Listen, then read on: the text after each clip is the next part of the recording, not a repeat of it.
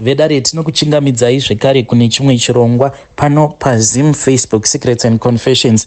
Programu iyi iprogramu itsva iyo yatichange tichizokusherai mafunny confessions. Maconfessions aya ekuti kana ukazvifunga unonzwa uchizvinyarira, uchitozviseka, uchitoti paya asi ndainge ndichimbofungei. If you have ever done anything funny in your life, please come to my inbox, then mova mazongotiudzawo mafunny confessions enyu. Regedzai tibva tapinda mumaconfessions andauya andakakubatirai. Hanzi makadii zvenyu mukomanashi, ndinokumbirawo kuti munge muchindiposterawo nyaya yangu makavikawo chitupa changu. Inini mukoma ndiri murume ane makore 37 ekuberekwa, ndiri kuraramawo ndiri muno munyika yevatorwa. Zvakaitika kwandiri mukoma ndezvekudai so, ndainge ndiine umwe mukadzi uyo ainge akanakisisa, uyo wandainge ndichidanana naye. Inini nemukadzi uyu takazosvika pakurambana because ndainge ndisingamutrust, ameno kuti inhau yekuti ainge akanyanyisa kunakisisa here, but shanje dzandainge ndichimunzwira,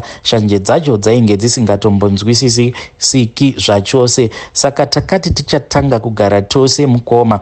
Inini ndakati ndiri kubasa, iyewo akabva azongondipindurawo zvimwe zvandainge ndisina kunzwisisa, ndokubva tatotanga kutotukana paya. Saka mukuzonotukana iye ndakazosvika asiko kumba. Pandakamubvunza kuti ko uripi, iye akabva anditi ndiri kumba kwabhudhi.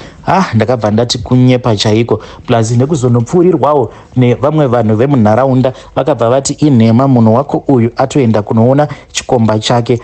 Ndakambozama kuti ndinge ndichibika chikafu, kunobika chikafu mukoma, sadza rakaramba kupinda. Ndokubva ndati munhu uyu nhasi ndinomubata red handed, ndobva ndatorambana naye. Saka ndakazomirira nguva yati fambei, ndipo pandakabva ndazofamba ndichienda kulocation kuya uko kwainge kuchigara bhudhi vacho. Ndaida kuzotongoita zvekuzotongofona ndasvika pamba pabhudhi vacho. Saka ndakabva ndati regedzai ndinge ndichifamba netsoka. Mukuzonofamba netsoka mukoma, ndakabva ndazosangana nananyaupe, vakabva vazonditorera foni yangu. Saka kuti ndinge ndichikomunicata naye munhu ndainge ndava kusakwanisa kukomunicata. Vakomana vaya vakabva vazondidelaya because vakabva vatombondibata, ndokubva vapinda neni musango vachindirova, zvekare vachindibvunza kuti mari iripi.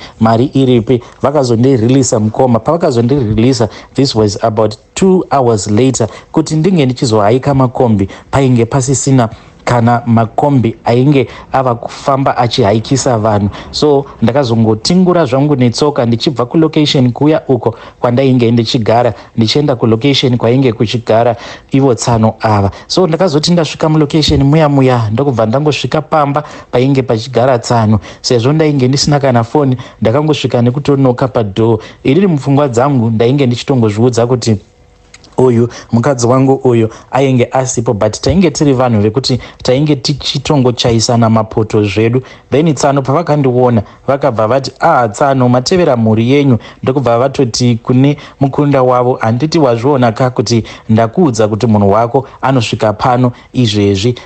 Ndakamboramba ndakagara zvangu panze, sezvo ivo tsano vainge vangori ne1 room apa ambuya futi vainge varimo imomo mbuya washa. Saka ndainge ndichingonzwa kungonyara kuti handingapindimo mukoma. Apa kunze kwainge kwatovira zvekuti it was somewhere kuma 10 pm. Ndakabva ndaoneka mushure mekunge ndaona kuti zveshuwa mukadzi uyu ainge andiudza chokwadi kuti ainge ari kumba kwatsano. So ndakabva ndati inini ndava kudzokera. Tsano pandakavaudza kuti foni yangu ndainge ndabirwa foni nananyaupe, vakabva vati kana tsano munozokuvadziwa nematsotsi kana kutopondwa chaiko. Vakabva vati tsano imimi totongoita zvemujoni, muno mujoni tinotongoita zvinenge zviripo, kana tazovawo kumusha mozotongobvisawo zvibinge, asi chitongopindai tsano totongoona kuti toita sei. Saka tsano vakabva vazoti mudzimai wangu naambuya vasha ava vanenge vakarara pambedha, inini navo takarara zvedu pasi.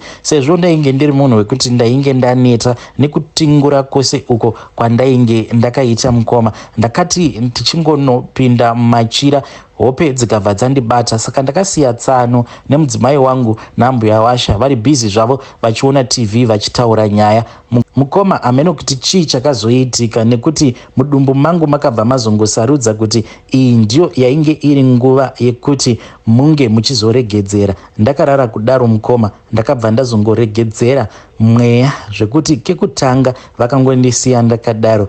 Then pandakazoregedzera zvekare kechi2 ndipo pandakabva ndazomutswa ndichiita zvekurohwa mbama nemudzimai wangu. Akabva anditora tikabva taenda panze. Ndipo paakabva azondiudza kuti ndainge ndaburitsa mweya runokwana irwo kuita ruviri. Hanzi imba yose yainge ichiita kunhuhwa kuita tsvina chaiyo. Akabva anditi, ko wadii wagara waenda zvako kutoilet than kuti unge uchizondinyadzisa zvakadai so.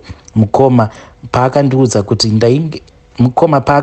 kuti ndainge ndaregedzera runokwana kuita ruviri, ndakabva ndanzwa ndichizvinyarira zvekuti kunyange kuzodzokera mumba mukoma ndakazototora a very long time. At that time ndainge ndava kutozviudza kuti kana kutorara zvamo mutoilet zviri nani. Kuzosvika ndichizosiyana naye mukadzi uyu, ivo ambuya washa vangu ava natsano, ndaiti kana ndikanzwa zvichinzi vari kuuya kulocation ikoko kwatainge tichigara, mukoma ndaingobuda, ndaingobva pamba ndisina kana kumbooneka, ende ndainge ndisingadzoki pamba kuzosvika ndichizoudzwa kuti vadzokera kumba kwavo. Until this day kunyange ndikasangana navo mukoma kana pari panzvimbo pekuti ndinokwanisa kuvanzvenga, ndinobva ndavanzvenga because ndinonzwa ndichizvinyarira kuti shuwa kuregedzera mweya ndakarara apa mumba mainge muina ambuya washa zvekare natsano, ndinonzwa ndichizvinyarira mukoma. Hey vedare, ndo message iyo yandakatumidzirwa ichibva kuna mukoma vedu. Zvakangoma hazvo vedu we, hanzi ndakaregedzera 2 times ndikazotoita zvekumutswa nembama. I can just imagine conversation yakaitika pekutanga tsano nehanzvadzi yavo nemudzimai wavo, mukwasha achiregedzera kekutanga I can just imagine the conversation yakaitika pekutanga mukwasha paakaregedzera. Regedzai tibva taenda panyaya yedu inotevera. Nyaya yedu inotevera yakamira sekudai so. Hanzi makadii zvenyu mukoma Nashi, ndinokumbirawo kuti munge muchindiposterawo nyaya yangu mukoma yakaitika pamuchato, and pamuchato apa ndainge nditongoriwo a random guest. I was not even associated to anyone ainge aripo pamuchato ipapo, rather than this other co-worker of ours uyo ainge aita kuti tinge tichireceive that invitation. So zvakaitika ndezvekuti uyu watinoshanda naye mukadzi iyeye ndiye akareceive that invitation card ndokubva asuggest to this other person who was getting married kuti she wanted to bring her co-workers. Saka patakazosvika pavenue tainge takatoseterwa this other place pataifanira kuti tinge tichigara. Then inini nekuda kwekuti venue yacho yainge yatoti zarei, but it was a private thing, painge paine vanhu vainge vasingatombodariki more than 100 or so. Saka sezvo on the table where we were supposed to sit painge pazara, ndakabva ndazotorwa the guys vainge vachingocontrola vanhu, ndokubva ndazongokaruka ndanogariswa patable yehama dzemurume which was in the front. Ndakati ndaenda kunogara kuya mukoma.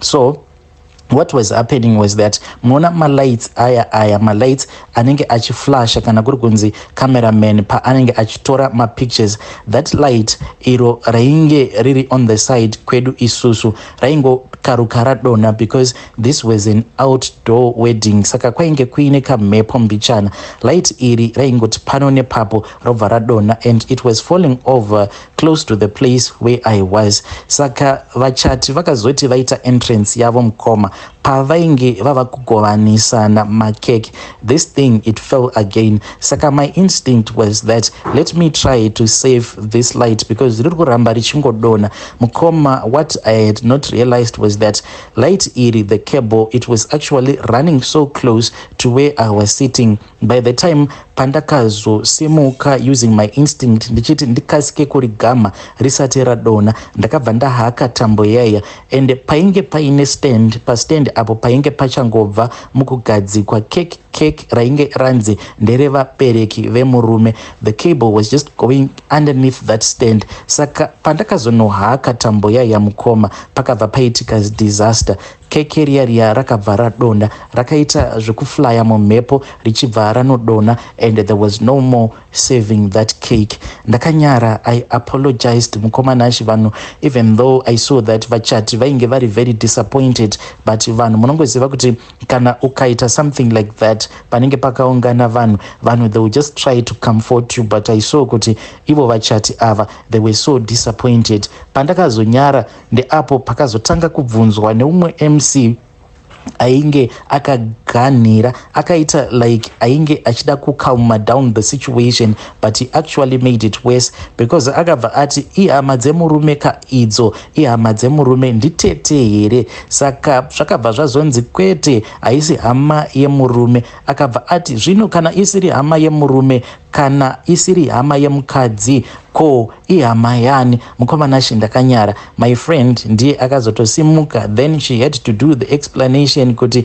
inini I was part of the co-workers vainge vakareceive the invitation. Ndokubva tazonzi taifanira kuti tinge tichizosimuka kuitira kuti vanhu vange vachitiona, then people vakabva vangozongorovawo maoko, but I was so humiliated. Ndakambofunga kuda kurova bara mukomanashi, but ndakabva ndati izvezvi zvine zvose zvandaita izvezvi kana ndikarova bara vanhu vose vanobva vati saka makaona kamuroyi aka ndo zvakanga kafambira pano pamuchato kuti kange kachizoputsa makeke. Now zvako zvaita kava kutiza. Uye pakunodya paya ndainzwa ndichizvinyarira because ndaiti kana ndikangokaruka ndatarisa vachati nekaziso kaya keumbavha, ndaibva ndanzwa sekunge vachati vari kuresponda back to me vachiti nhaiwe kamuroyi watiputsira keke redu, saka chikafu chiri kunaka here, chingoenda kakumapoto unoputsa rimwe bhodho.